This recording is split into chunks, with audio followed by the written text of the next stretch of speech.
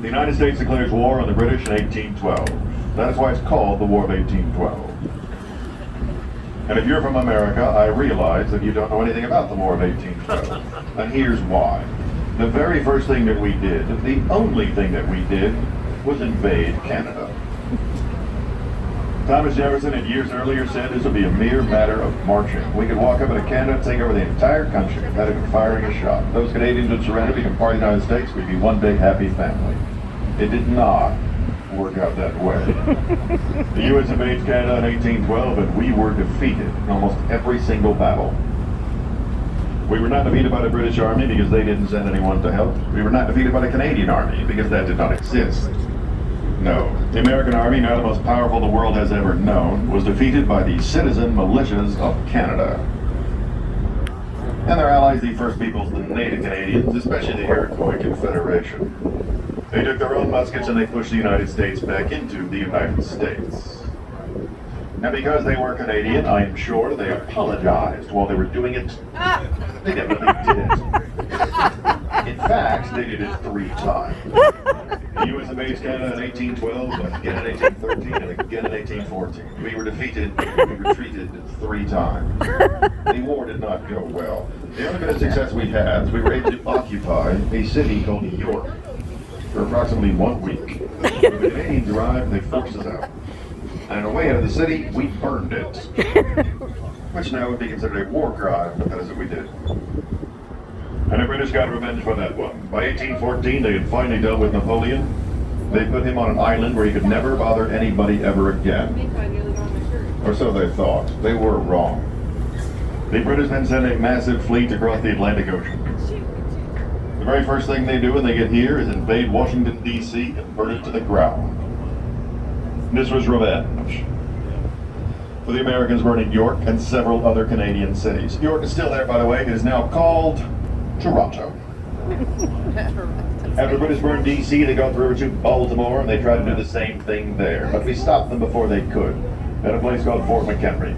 We know they couldn't get past the fort because they couldn't take the fort. We know they couldn't take the fort because they couldn't take the flag. Now, I know that, and if you're an American, you know that. Even though you might not know it. By the rocket's red glare, the bombs bursting in air gave proof through the night that our flag was still there. Francis Scott Key wrote those words while being detained on a British ship watching them attack Fort McHenry trying to get to Baltimore, 1814. It is now the American national anthem. When they failed to burn Baltimore, the British headed south towards New Orleans. 10,000 troops and 42 ships. To defend New Orleans, Andrew Jackson had 1,000 American soldiers. But I'll finish that in just 1 second. All right, folks, off the porch side of the boat, we're passing a series of very beautiful buildings. That is not a hotel, that is not a resort, that is a military base. That is the Jackson Barracks, that is the headquarters of the Louisiana National Guard. Now, to my mind, to my eye, I think that is probably one of the more beautiful military bases that we have. Perhaps the second most beautiful, the first, of course, being West Point. But that is just my admittedly biased opinion. Yours may differ.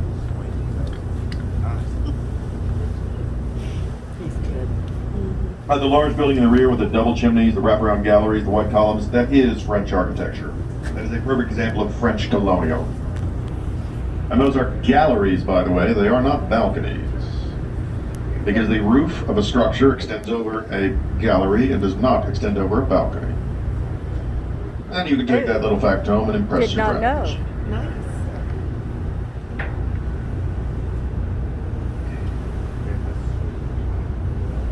So Andrew Jackson shows up in New Orleans in November of 1814 with 1,000 regular American soldiers. He knows he's very heavily outnumbered, so the very first thing he does is ask for volunteers. Then he gets them.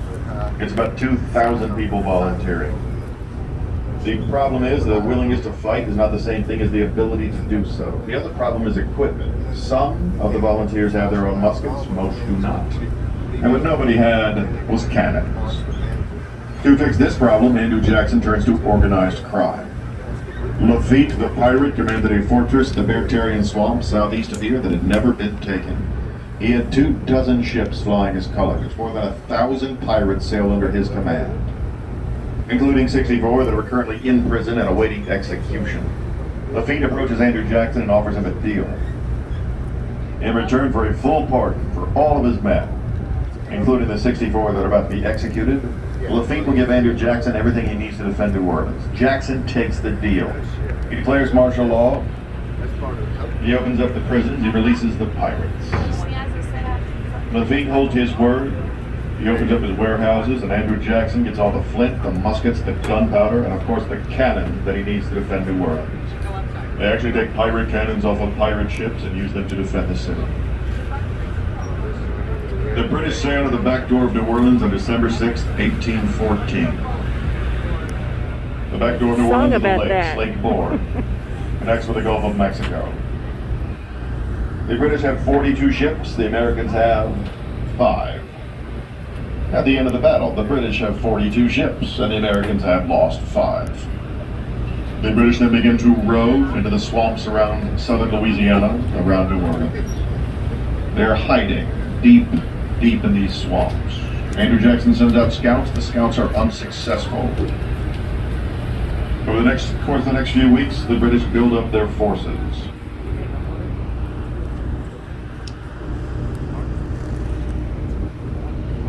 On December 23rd, this young British aristocrat, he thought it was Christmas Eve, he was wrong. Sneaks out of the swamp with some of his friends, and they take a plantation house, thinking they would get a good Christmas Eve dinner. They were, of course, incorrect. They missed it by a day. They kick open the door of the plantation, put their guns in the owner's face. The owner surrenders immediately. The son of the owner does not. He runs out the back door, jumps on the horse, rides helmet, leather, all the way to the French Quarter. Finds Andrew Jackson, tells him, I know where the British are, let's go, let's get them. Now, whatever else Andrew Jackson may have been as a president, he was an excellent soldier. He reacts immediately. By God, they will not sleep on our soil, he yelled. And then he attacks at night, in the dead of night, a moonless night, half in and half out of the swamps. The British are pushed off the little toehold they had gained, and then Andrew Jackson brings all of his men back to the Chalmette battlefield. That is where the Battle of New Orleans was fought. And I'll finish that just 1 second. All right, folks, off the port side of the boat, we're passing the Chalmette battlefield.